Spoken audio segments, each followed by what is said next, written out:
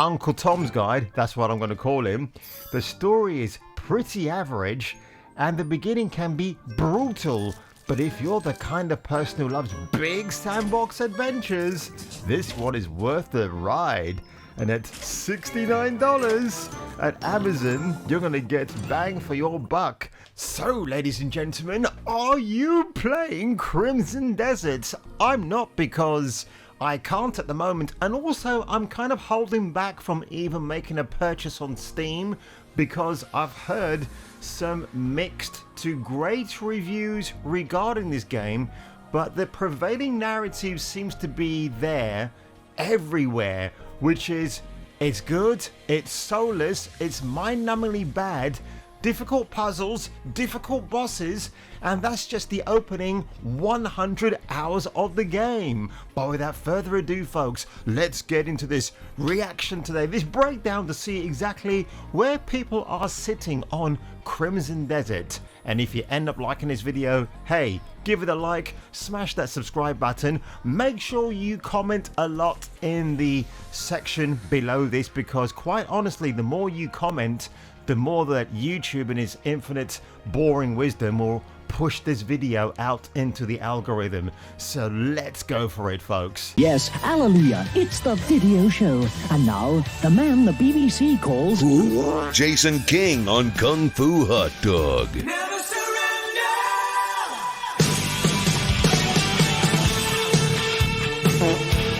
Now, in the interest of fairness, ladies and gentlemen, I want to try and give both sides of Crimson Desert a fair shot, so I'll weigh up the good with the bad. And now this is the review from IGN, and again, it is not even the fullest review. This is, well, it's the same problem that I have with Vindictus Defying Fate when I tried that demo out last year.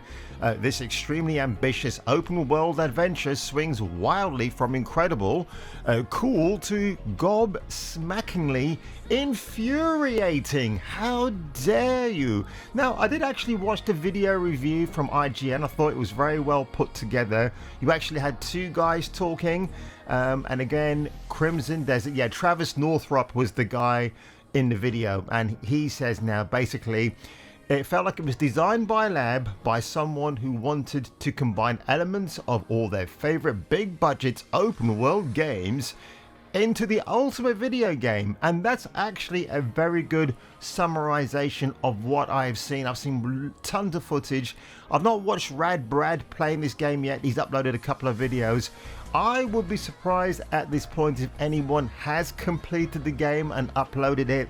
I hear some of the puzzles don't, in fact the whole game does not hold your hand, even with the boss fights, which I've heard are super tough. I don't think anything's wrong with that, by the way. Elden Ring is noted for its incredible difficulty levels in just taking down basic villains. I have played it, I'm pretty shit at it, to be honest, but I want to give it some practice and maybe I might get better. Anyway, what it says here is the open-ended puzzle solving of Tears of the Kingdom and the do whatever you want dynamic world of something like Skyrim or Grand Theft Auto 5. So it's got those elements. I mean, Witcher 3 is fantastic, and while it's genuinely impressive that developer Pearl Abyss attempts to smash all the things I love into a single package, the result ends up being a jack of all trades but a master of none. My god, the exploration and combat fall far short of the best open world adventure games, which is why Jason Schreier, the crier at Bloomberg, described it as a soulless husk of a game. Again, the husk part is my insertion, not Jace the Face's. But look, this guy said he's played 130 hours of the game, but he's faced many frustrations, which is incredible. And I'm not surprised. Again, I did make a video saying, is Crimson Desert one of these games that's too good to be true? Now, in its best moments, CD has you wandering around arm wrestling, and that's just with the women, fishing, gambling, completing side quests, and getting lost in an absolutely gorgeous open world where it feels like anything is possible, because quite literally you can look at a distance in the map and it might take you 4 hours to get there. Can you believe that? 4 hours? One moment I was playing a mini settlement builder, managing resources and sending my allies out to earn loot and resources on my behalf. He's used the word resources twice. That's very bad grammatical English there, Travis Northrop. And the next I was hunting wild animals and grilling them into a pile of meat, preparing for a big battle. But there were an equal number of occasions where I was absolutely dumbfounded by annoying choices, like how combat encounters always go no way or go on way too long, or how your poultry inventory space constantly fills up and forces you to part with your items that you've worked hard to gain in the first place. That space was far more doubled during the review period due to an overwhelming amount of feedback, and still doesn't feel great. Many of these issues get far worse the longer you play, as later on the size of enemy groups gets to the point of being absolutely ridiculous.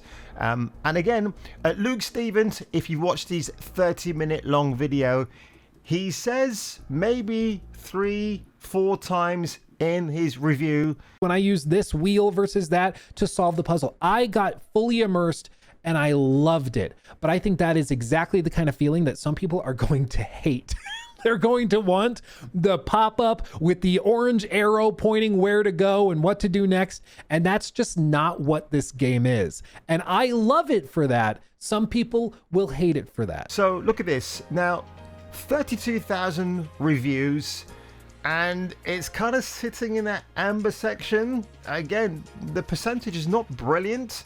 Look, now at the all-time peak, and I think maybe Resident Evil 9, no, that probably got a little bit less in terms of its all-time peak concurrent plays, but that's still impressive for RE9. In a zombie apocalypse, Grace and Leon have you covered, bro.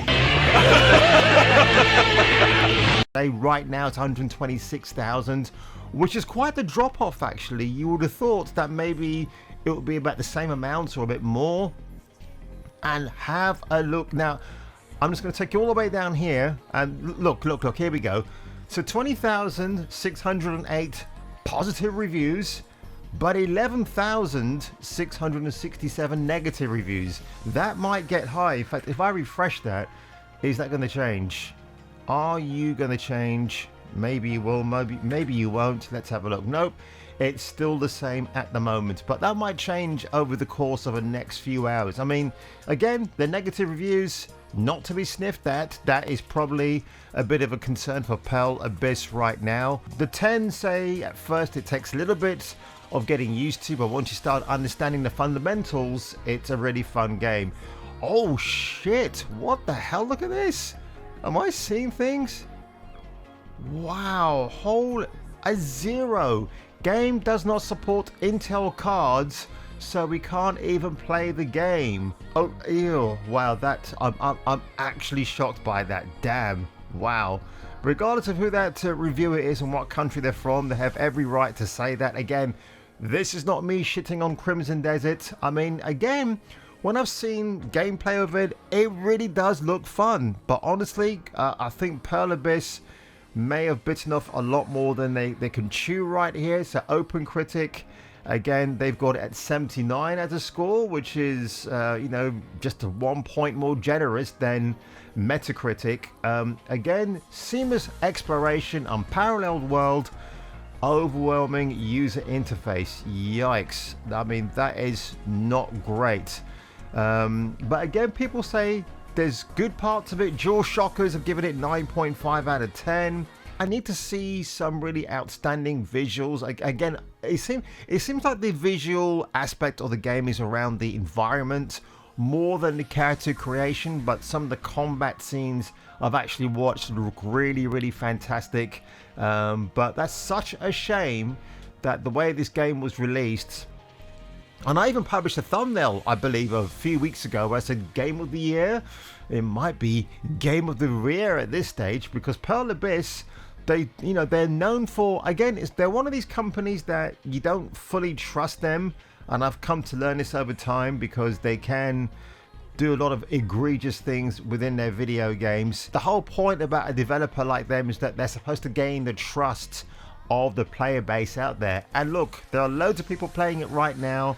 I've seen people getting stuck on puzzles. In fact, one guy I watched, he couldn't climb up a mountain and had to go into a cave and then find his way up there. So even though he was actually climbing the mountain for a few moments, nope, he had to actually go inside. The game doesn't tell you that. You have to figure it out yourself, which again, I don't think there's anything wrong with that. That's actually quite good. You're using your noggin and your common sense to prevail over simple obstacles, like how do you get from A to B. And Cliff looks good. His fighting skills look fantastic.